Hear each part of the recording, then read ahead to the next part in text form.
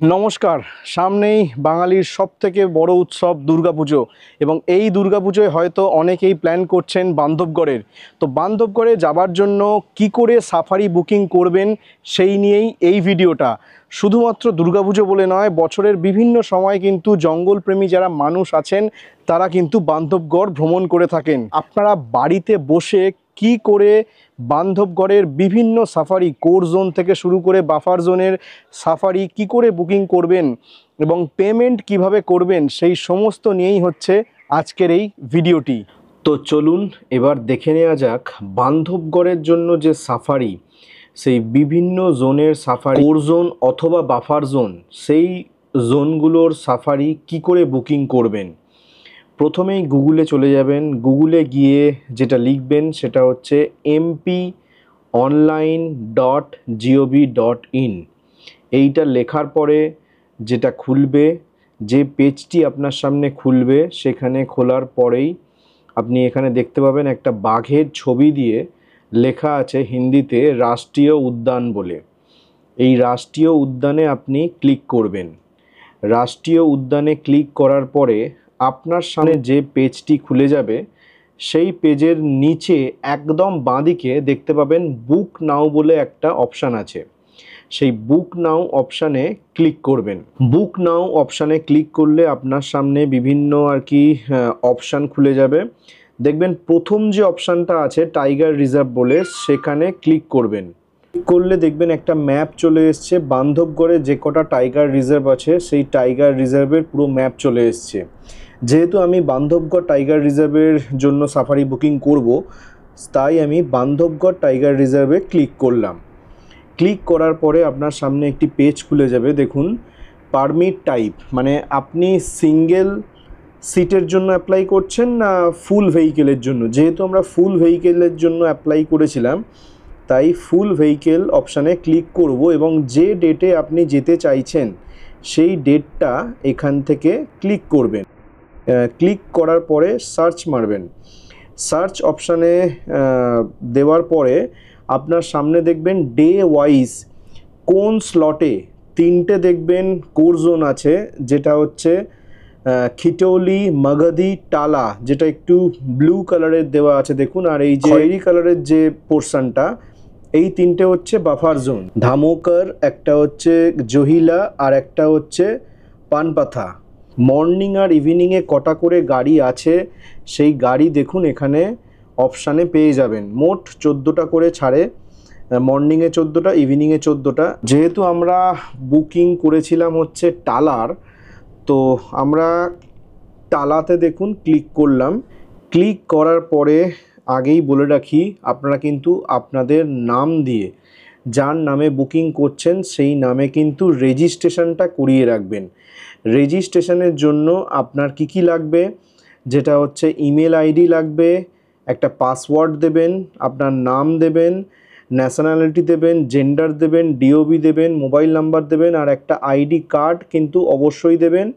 যে কার্ড দিচ্ছেন সেই কার্ডের নাম্বার দিয়ে রেজিস্ট্রেশনটা প্রথমেই করিয়ে রাখবেন। যেহেতু আমার রেজিস্ট্রেশন করা আছে, তো সেহেতু আমার সামনে দেখুন একটা উইন্ডো খুলেছে, যেখানে পারমিট ডেট যেটা আমি সিলেক্ট করেছি সেটা দেওয়া আছে, ফুল ভেহিকেল দেওয়া আছে, যেহেতু ভোটার আইডি কার্ড, আপনার ইমেল আইডি সমস্ত কিছু দেওয়া থাকবে। আর একটা গাড়িতে 6 জনের বেশি কিন্তু নেয় না, সেই জন্য দেখুন এখানে 6টা স্লট, মানে 6 জনের নাম লেখার জায়গা দেওয়া আছে।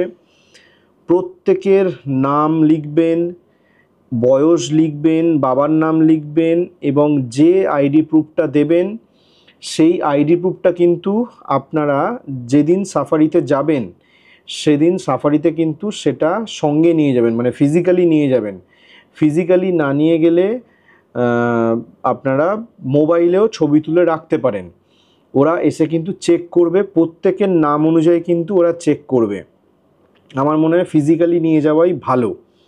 তো এখানে যতজন যাবেন প্রত্যেকের ডিটেলস এখানে বুকিংয়ের যে জায়গাটা আছে সেখানে দিয়ে দেবেন।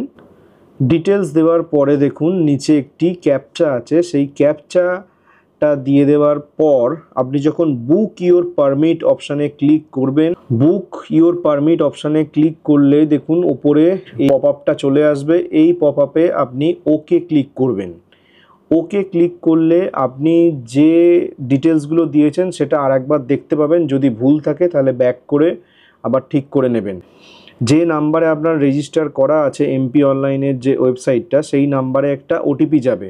এই সেন্ড ওটিপি অপশানে ক্লিক করলে সেই নাম্বারে একটি ওটিপি যাবে এবং ওপরে দেখুন কত অ্যামাউন্ট কি চার্জেস কাটছে সেইগুলো সমস্ত দেখিয়ে দেবে।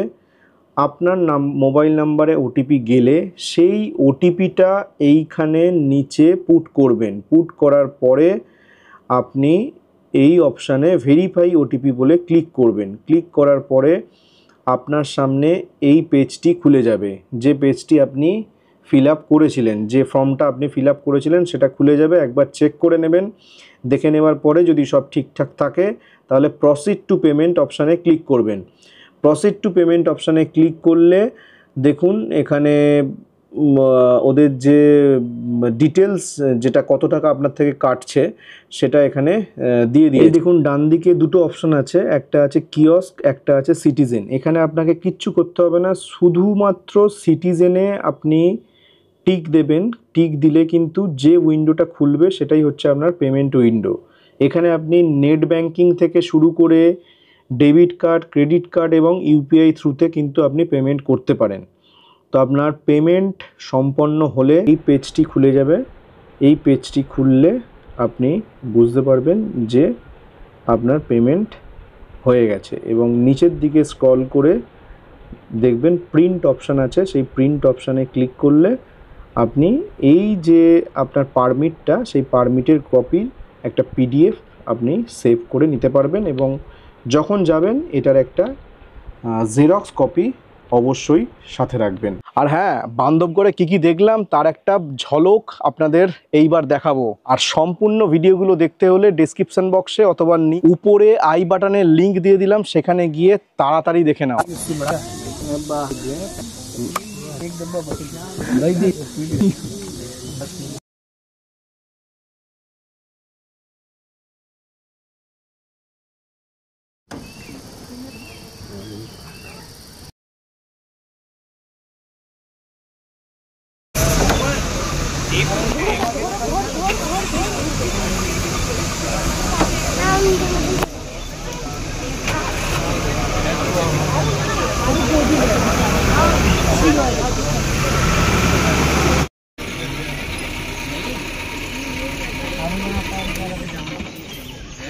वो क्या है, उसका नाम क्या है?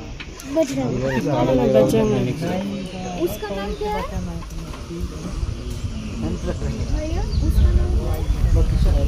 वो